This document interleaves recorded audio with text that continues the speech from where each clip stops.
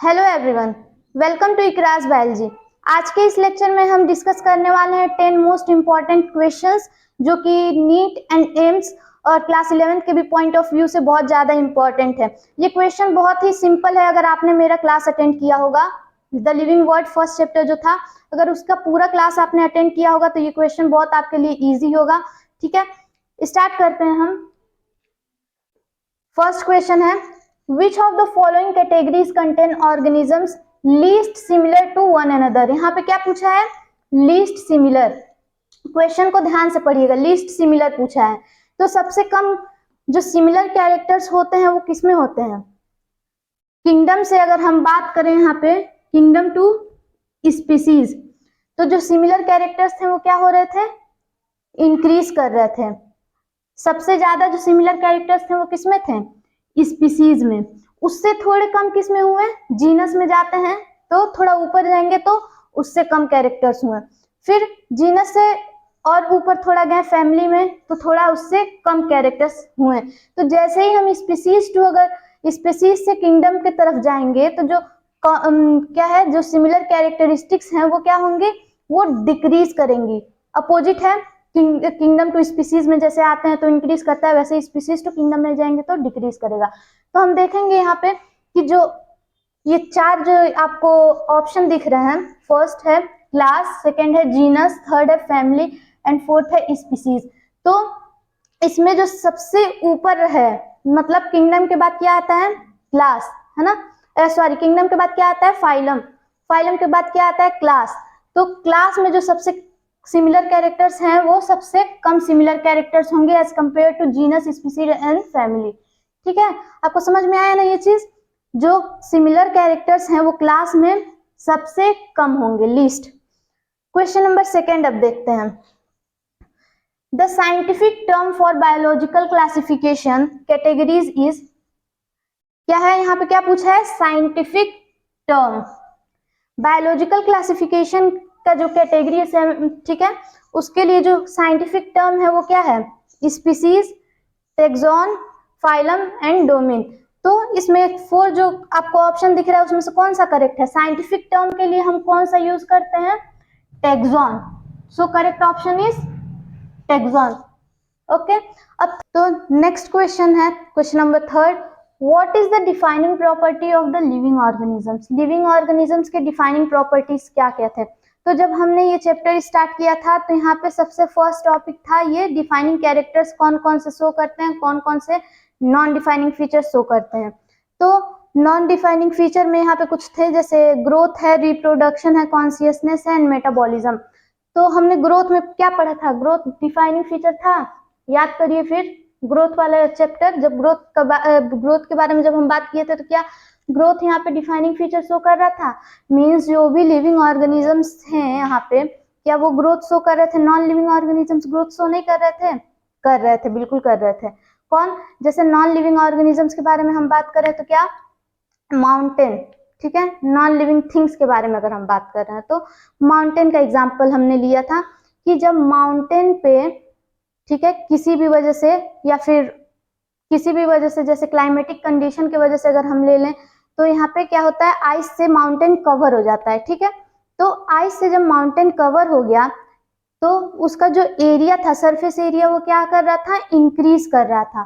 तो ग्रोथ का जो डिफाइनिंग फीचर यहाँ पे ग्रोथ क्या शो कर रहा था? Increase in number and increase in size. तो यहाँ पे ग्रोथ में जब नॉन लिविंग थिंग्स का हमने बात किया तो यहाँ पे जो नंबर और साइज का था, साइज में क्या था? इंक्रीज हुआ यहाँ पे। तो ग्रोथ क्या है यहाँ पे? Non defining feature. कैसे नॉन डिफाइनिंग फीचर हुआ? क्योंकि यहाँ पे हमने नॉन लिविंग थिंग्स में भी ग्रोथ देखा, नॉन लिविंग थिंग्स भी ग्रोथ शो कर रहे थे। तो ये ऑप्शन तो सबसे पहले यहाँ पे गलत हो जाएगा। नेक्स्ट हम बात करते हैं रिप्रोडक्शन। रिप्रोडक्शन में क्या था? जो लिविंग ऑर्गेनिजम्स हैं वो रिप्रोडक्शन शो करते हैं, लेकिन ये ठीक है, सही है, लिविंग ऑर्गेनिजम्स जो है वो रिप्रोडक्शन शो करते हैं। तो जो नॉन लिविंग थिंग्स हैं वो रिप्रोडक्शन शो नहीं करेंगे। तो यहाँ पे क्या था? रिप्रोडक्शन में हमने क्या देखा था कि जो भी, जैसे यहाँ पे हनी बी इसका एग्जाम्पल लिया था, वर्कर, ठीक है, वर्कर हनी बी, और म्यूल्स और कुछ अनफर्टाइल ह्यूमंस। तो यहाँ पे इसका हमने एग्जाम्पल लिया था कि जो ये तीनों के बारे में बात कर रहे हैं, म्यूल्स के बारे में और वर्कर हनी बी और अनफर्टाइल कपल्स। तो ये क्या है, ये नॉन लिविंग थिंग्स हैं? ये रिप्रोडक्शन तो शो करते नहीं, ये इसमें रिप्रोडक्शन होता नहीं है, तो क्या ये क्या है, नॉन लिविंग थिंग्स है? बिल्कुल नहीं, ये भी लिविंग थिंग्स है। तो यहाँ पे रिप्रोडक्शन जो था, यहाँ पे ये गलत प्रूफ हो गया, ये नॉन डिफाइनिंग फीचर हो गया। किस तरह ये नॉन डिफाइनिंग फीचर कैसे हुआ? क्योंकि यहाँ पे लिविंग थिंग्स भी कुछ ऐसे हैं जो रिप्रोडक्शन शो नहीं कर रहे हैं, जैसे हमने तीनों एग्जाम्पल लिया ना, तो ये क्या हो गया, ये रॉन्ग हो गया। नेक्स्ट हम बात कर रहे हैं कॉन्शियसनेस। कॉन्शियसनेस, अब इसके बारे में हमने क्या पढ़ा था? कॉन्शियसनेस कौन सा फीचर था? यहाँ पे डिफाइनिंग फीचर था, डिफाइनिंग प्रॉपर्टी शो कर रहा था ना यहाँ पे कॉन्शियसनेस। जैसे जो भी लिविंग थिंग्स हैं और नॉन लिविंग थिंग्स हैं, तो जो भी लिविंग थिंग्स हैं वो क्या शो कर रहे थे, यहाँ पे वो इन्वायरमेंट को फील कर सकते थे, कोई भी कुछ भी हमारे आसपास हो या फिर क्लाइमेटिक कंडीशन अगर चेंज हो तो हम क्या करेंगे, उसे फील कर सकते हैं। तो जो भी लिविंग थिंग्स हैं वो फील कर सकते हैं। क्या नॉन लिविंग थिंग्स यहाँ पे फील करते हैं? नहीं, बिल्कुल नहीं करते हैं। तो ये क्या है, बिल्कुल करेक्ट है कि जो defining properties of living organisms क्या है यहाँ पे, कॉन्शियसनेस। नेक्स्ट है, जब ये सही हो गया तो फिर उसका मेटाबॉलिज्म का बात ही छोड़ दो। Question number 4, reproduction can not be an all inclusive defining characteristics of living organism because of. जो रिप्रोडक्शन था वो नॉन डिफाइनिंग कैरेक्टर्स क्यों हुआ, ये क्वेश्चन यही पूछ रहा है, किस वजह से हुआ? क्योंकि जो मैंने यहाँ पे एग्जाम्पल आपको दिया, क्या थे, म्यूल्स थे, अनफर्टाइल कपल्स थे, या फिर हनी बी का जो वर्कर बीज होती हैं, हाँ उसके बारे में हमने बात किया ना। तो किस वजह से, इन तीनों के वजह से क्या हुआ, यहाँ पे रिप्रोडक्शन जो था वो नॉन डिफाइनिंग कैरेक्टर्स बना, है ना। तो यहाँ पे देखिए आप लिखा है, किस वजह से, एसेक्सुअल रिप्रोडक्शन के लिए? नहीं, बिल्कुल नहीं। Non living organisms also replicate, ये भी गलत ऑप्शन है।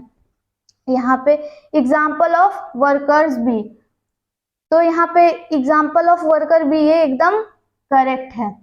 हनी बी का एग्जाम्पल दिए थे ना, जो वर्कर बीज होते हैं वो क्या होती हैं, ये नॉन डिफाइनिंग कैरेक्टर शो किया है, इसी वजह से रिप्रोडक्शन रिप्रोडक्शन जो है नॉन डिफाइनिंग फीचर किस लिए शो किया है, एग्जाम्पल ऑफ वर्कर बीज, यहाँ पे मैंने एक्सप्लेन भी किया है। नेक्स्ट क्वेश्चन है question number 5, increase in number can be, number कैसे इंक्रीज होगा, बाय ग्रोथ या फिर reproduction, both A and B, growth and reproduction, या फिर एक्यूमुलेशन। तो क्या आपको ऑप्शन क्या सही लग रहा है यहाँ पे?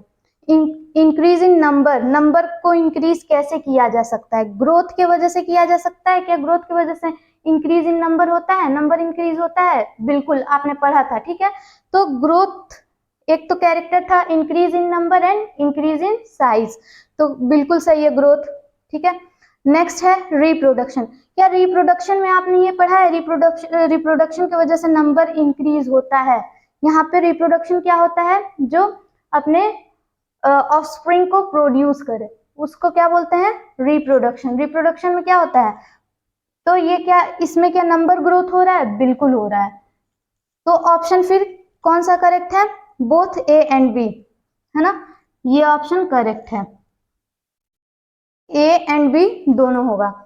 नेक्स्ट क्वेश्चन है 6, the number of known and described species that are in the range of, जितने भी नोन और डिस्क्राइब्ड स्पीसीज हैं अब तक वो कितने हैं, 1.7 to 1.8 मिलियन। इसमें कुछ समझाने वाली चीज नहीं है, ये रेंज एनसीईआरटी में दिया हुआ है, ठीक है। 1.7 to 1.8 million is the correct option. Next है question number 7, growth in living organisms, living organisms में ग्रोथ कहाँ होती है, is from inside outside, is from inside, does not take place, both A and B. तो इसमें देखते हैं क्या होगा, इज फ्रॉम आउटसाइड, पहला देखते हैं, तो क्या ग्रोथ आउटसाइड होता है? नहीं, ये तो रॉन्ग हो जाएगा लिविंग ऑर्गेनिजम्स के लिए। जो ग्रोथ आउटसाइड किस में दिखाई देता है, वो नॉन लिविंग ऑर्गेनिजम्स में दिखाई देगा, नॉन लिविंग थिंग्स में दिखाई देगा। फॉर एग्जाम्पल माउंटेन का बात किया था, तो माउंटेन में क्या हो रहा था, वहां पे जो एक्यूमुलेशन हो रहा था माउंटेन के ऊपर, उससे क्या हो रहा था, ग्रोथ हो रहा था, तो वो आउटसाइड हो रहा था। तो यहाँ पे नॉन लिविंग थिंग्स के बारे में हो जाएगा, तो यहाँ पे लिविंग ऑर्गेनिजम्स पूछा है तो ये रॉन्ग हो गया। नेक्स्ट है इज फ्रॉम इनसाइड, बिल्कुल करेक्ट है, इनसाइड ही होता है। लिविंग ऑर्गेनिजम्स में जो ग्रोथ है वो इनसाइड ही होता है। नेक्स्ट है 8th question, binomial nomenclature seems to be difficult because a scientific name is derived from. जो भी बाइनोमियल नोमेनक्लेचर है वो कहाँ से लिया गया है, साइंटिफिक नेम जो उसका जो है वो कहाँ से लिया गया है, लैटिन वर्ड से। क्यों? क्योंकि जो लैटिन वर्ड दिख रहा है, जो लैटिन वर्ड है, लैटिन जो लैंग्वेज है वो क्या है, वो डेड है।